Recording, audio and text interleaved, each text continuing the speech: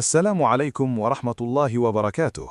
Peace be upon you, and welcome to the mystery of Islam. Today, we explore one of the most chilling and frequently asked questions in Islamic eschatology, the story of Dajjal. And the question many people ask in silence, is Dajjal alive today? The Dajjal is not a symbol. He is not a metaphor. He is a real individual whose trial will be the greatest test humanity will ever face. The Prophet Muhammad, peace be upon him, warned about Dajjal more than any other trial. In fact, he said that from the creation of Adam until the day of judgment, there is no tribulation greater than the trial of Dajjal. This alone tells us how serious this matter is. The Prophet described Dajjal in clear detail. He told us that Dajjal will be a human being, not a jinn or a spirit. He will be one-eyed, with the word kafir written between his eyes, readable by every believer, whether literate or illiterate.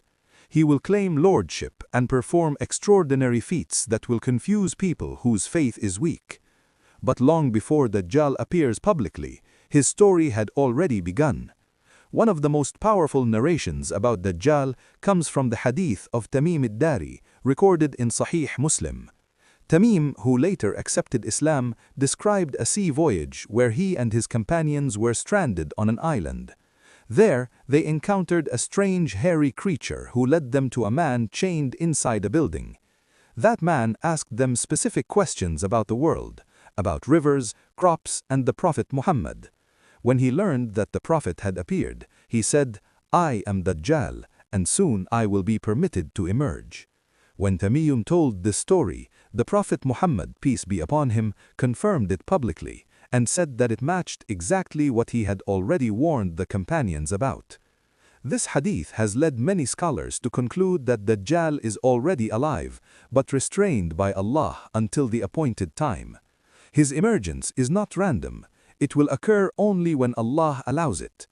Islam teaches that Dajjal will appear near the end of time, during a period of immense confusion, moral collapse, and spiritual weakness. He will travel the earth rapidly, except for Mecca and Medina, which angels will protect him from. He will deceive people by appearing to control rain, crops, and provision, making worldly success seem like proof of divinity. But these are illusions, tests, not proof. The Prophet, peace be upon him, taught the believers protection. He instructed us to seek refuge in Allah from the trial of Dajjal in every prayer. He also taught us that the opening verses of Suratul Kahf are a shield against his deception.